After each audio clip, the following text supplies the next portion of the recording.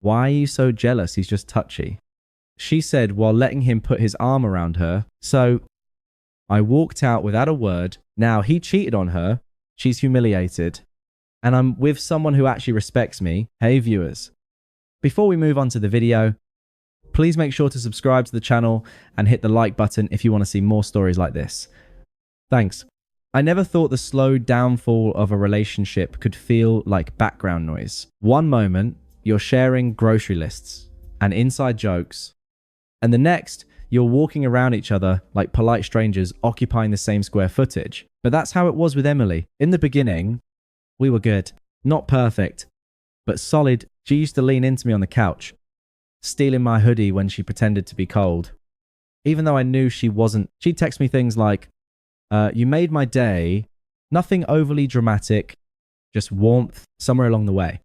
That warmth turned into impatience. At first, I thought she was tired, stressed, going through something she didn't want to talk about. I gave her space. I didn't pry. I figured she'd eventually tell me what was on her mind. Instead, she changed slowly, casually. Like it was no big deal. More nights out with the girls. More new male friends I'd never heard of before. More habits of leaving her phone face down. If I asked anything, even gently, she'd roll her eyes and say, "Relax, you're overthinking again." I wasn't, but I let it slide.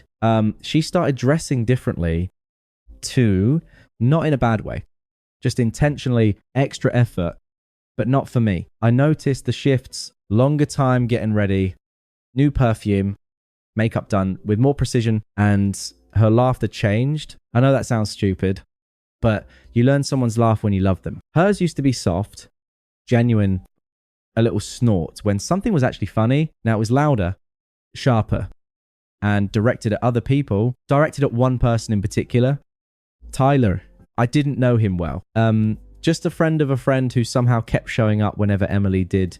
Tall, loud, kind of guy who thinks the world pauses for him. Always touching someone, shoulder taps, hugs that linger just a second too long. Hand on the small of someone's back when walking by. Emily thought the attention was flattering. I thought it was unimpressive, but I didn't police her. I never told her what to wear, where to go, who to talk to. I trusted her, maybe too easily.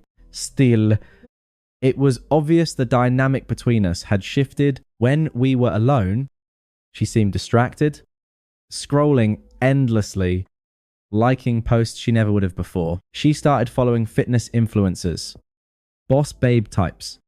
And, of course, Tyler, he commented constantly. She replied constantly. I said nothing. One night, she was sitting on the couch across from me, feet tucked under her, scrolling on her phone. She laughed at something and tilted the screen just enough for me to see a chat bubble pop up. A message from Tyler. I didn't read it. Didn't have to. The tone of her laugh told me everything. A soft unease settled in my stomach. Not jealousy, more like recognition, like watching someone inch closer to a ledge and pretend they don't see it. But I stayed steady, always steady. I cooked her dinner. She ate half and said she wasn't hungry. Then she went out with friends and returned smelling like cheap cologne layered under her own perfume. I knew exactly whose it was, but I still gave her the benefit of the doubt because that's who I was. Loyal, patient, believing that communication matters, that relationships survive when you treat each other like partners rather than competition. Meanwhile, she started treating me like an inconvenience, like background noise. We still slept in the same bed, but she drifted closer and closer to the edge of it each night, as if even unconscious closeness irritated her. My friends noticed before I did. You guys good when asked? At a dinner. Yeah. I said, she's just stressed lately.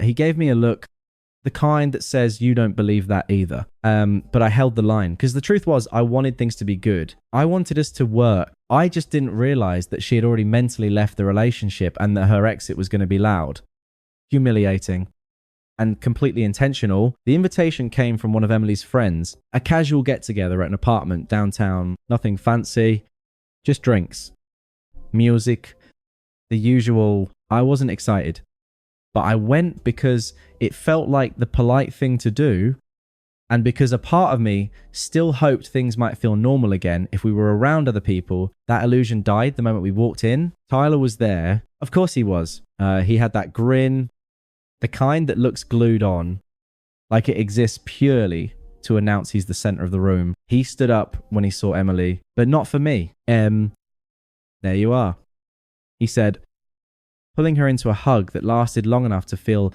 intentional.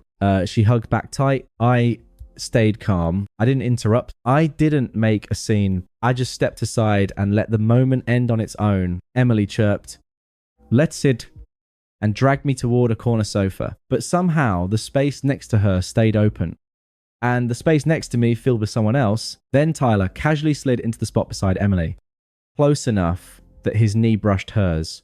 She didn't move away. She laughed, that loud, performative laugh, and threw her hair back, exposing her neck. He leaned in closer, saying something I couldn't hear over the music, but whatever it was, it made her smile too wide. I satt still, watching, not reacting. After a few minutes, his arms stretched behind her on the back of the couch, not touching her, but close enough that everyone in the room saw the territorial angle. She saw it, too. She didn't flinch. I glanced at her, not accusing, not angry, just quietly taking in the disrespect. Her eyes flicked to mine, and instead of embarrassment or explanation, she gave me a smirk, like she wanted a reaction, like she was daring me to say something she could twist back on me. Tyler leaned even closer. His fingers brushed her shoulder, and she let him. That was the moment the line crossed openly in front of mutual friends without a shred of subtlety. I asked one simple, steady question. Everything, okay? I didn't raise my voice. I didn't posture. I didn't glare. It was just a quiet check-in. A human one. She turned her head sharply toward me and scoffed loud enough for others to hear. "Why are you so jealous? He's just touchy." A couple people looked over. Someone laughed under their breath. Tyler smirked like he'd won something. Her words hit harder than anything she'd ever said to me. Not because of jealousy, but because she weaponized the moment. She took his behavior and flipped it onto me just so she could embarrass me further. I didn't reply. I didn't argue. I didn't ask for clarity. I just sat there for 3 quiet seconds and studied her face. All ego. All smugness. Zero awareness. Then I stood up. No sighing. No dramatic gestures. No loud exit. I just rose to my feet, smoothed my jacket, and said very calmly, "Enjoy your night?" Emily blinked. Her expression shifted from triumphant to confused. Where are you going?" she asked. Like my leave-in was somehow inconvenient to her performance. I didn't look back. I didn't answer. I walked across the room, past the drink table, past the kitchen counter, past 2 people whispering. The music drowned everything else out. I stepped into the hallway, pressed the elevator button, and waited. No one followed. Doors closed. Silence. In that silence, something inside me snapped back into alignment. Not anger, clarity. A recognition of what I'd been quietly accepting, what I'd been excusing, what I'd been letting erode my self-respect. She had crossed the line in the most public, dismissive way possible. And I walked away, not because I was jealous, but because I refused to sit next to someone who thought humiliating me counted as fun. That night became the turning point, the beginning of her downfall. And the moment I finally decided that no explanation was worth the disrespect she'd just served to me on a platter. When I got home that night, the apartment felt different. Not empty, just calmer. Like the air itself exhaled once. She wasn't in it. I sat on the edge of the bed, kicked off my shoes, and stared at the wall for a long moment, not thinking, not spiraling, just letting the silence settle, letting my own mind become still again. She didn't call, didn't text. I didn't either. That was the beauty of it. The first real peace I'd felt in months. The first text, the next day, around noon, she finally broke the silence. "Emily, wow. So, you're just going to be dramatic." I looked at the message, held the phone in my hand for a few seconds, and set it face down. No reply. An hour later, "Emily, I don't know what your problem is, but that was rude." Rude? The irony wasn't even worth reacting to. I went to the gym instead. First time in a while, I ran until my lungs burned, lifted, until my arms felt heavy. It wasn't self-improvement. It was recalibration. Oreshet. When I got home, there were 2 more messages. Emily, if you're mad, just say so. Emily, fine. Whatever. I still didn't answer. The shift over the next week, we existed in a strange limbo, technically still together, but emotionally done. She started posting more selfies, clubbing pics, cryptic captions like, do better, be better, want better. Her version of sending a message, not to me, to her audience. Meanwhile, I didn't post anything, didn't respond, didn't feed the performance. Silence apparently drove her insane. One evening, she finally called. I answered, not to reconcile. Just to get closure. Her tone was lighter than it should have been. Hey, she said casually. So, that weird moment at the party, you're not still upset, right? Why would I be? I asked. She hesitated. I could almost hear her brain scrambling to find the right spin. I mean, you know how Tyler is. He's just like that. He's friendly. You always take things too seriously. I stayed quiet, letting her talk herself into a corner. He listens, talk me, she continued. And, you know, sometimes it feels like I don't know. You just don't understand me the way he does. There it was. The justification, the soft exit disguised as self-discovery. I asked one calm question. Is there something you want to say? She exhaled dramatically, as if exhausted by having to explain her own behavior. Maybe we're just different people. Maybe I need something more exciting. I didn't argue. I didn't defend myself. I didn't list all the ways I'd been there for her, supported her, tolerated her disrespect. I just replied, take care. That stunned her into silence. A beat passed. Seriously, she said, suddenly sharp. That's it. Yes. I said she waited for a speech, for a breakdown, for an emotional plea. None came. Whatever. She snapped. Tyler gets me anyway. Click. Call ended. The official switch. Her social media confirmed what she didn't need to say. New pics. New comments. New inside jokes. The shift was complete. One caption stood out. Let people go. Someone better always comes. Kute, predictable, harmless. I let her have her spotlight. Meanwhile, I re-entered my life. Work, hobbies, sleep, actual rest. I started cooking again. Bought groceries that weren't just snacks and convenience food. My place stayed clean. The quiet didn't feel lonely. It felt earned, and for the first time in months, I felt grounded. While she was busy convincing the world and herself that she had upgraded, I simply existed. Level. Stable. Unaffected. She claimed she wanted excitement. What she actually wanted was attention, and she found it in Tyler, but that choice came with consequences. She didn't foresee. The unraveling was about to begin. Not loudly, not dramatically, quietly. The way Karma prefers to work, it took about 3 weeks. 3 weeks of silence from me and constant performance from her. 3 weeks of curated posts, staged smiles, tags, comment, and flirtatious emojis. And then the tone shifted, first subtle, then unmistakable. The first crack, Tyler stopped liking her posts. That was the first sign. She pretended not to notice. Then he stopped commenting. Then he stopped replying to her stories. And suddenly, her profile stopped being a highlight reel and turned into a desperate scrapbook. More selfies, more forced positivity, more quotes about self-love and finding inner peace. It was obvious she was covering something up. But I didn't dig, didn't stalk, didn't pry. Others told me without me asking. One night, I bumped into a mutual friend at a grocery store. Casual conversation, nothing dramatic. He said, hey, you heard about Emily and Tyler? No. He hesitated, like he didn't want to stir drama. They're not good. He's kind of loud with other girls. Even when she's around, I nodded. Not surprising.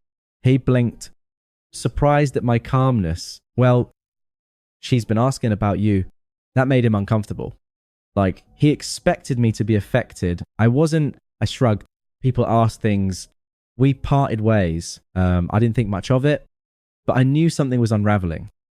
And fast. Her first real message, a couple days later, her name popped up on my phone. Emily, hey, can we talk? I left it on read. Half an hour later, Emily, things got weird with Tyler. He's not who I thought. No kidding. I didn't reply. 10 minutes later, she called. I let it ring out. She left a voicemail. A shake. Embarrassed voice I barely recognized. Hey, I know you don't owe me anything, but I feel stupid. I miss you. Okay.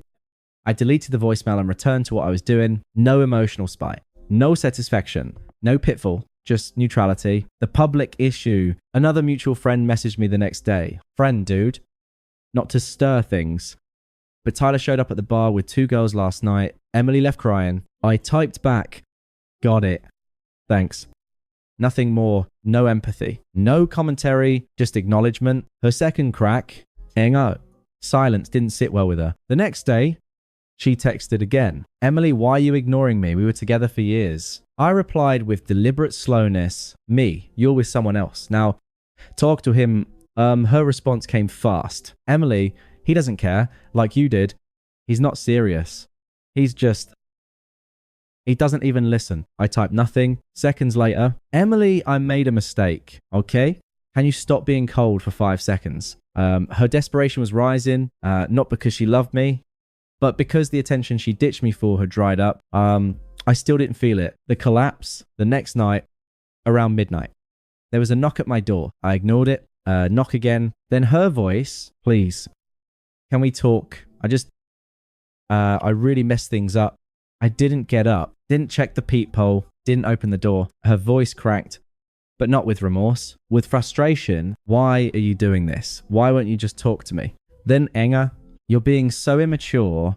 That word again, immature. Coming from someone who blew up our relationship in a room full of people just to impress a guy who didn't even want her. I stayed silent. Eventually, footsteps retreated.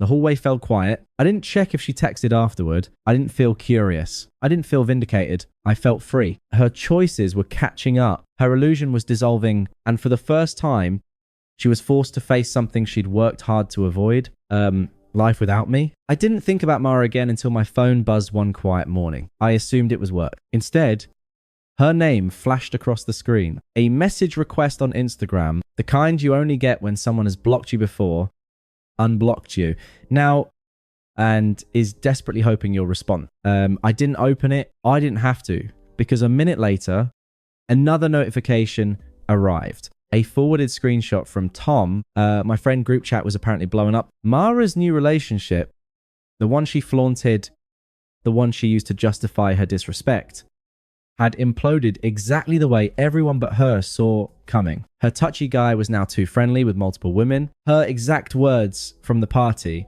replayed in my mind like a bad joke. Why are you so jealous? He's just touchy, right?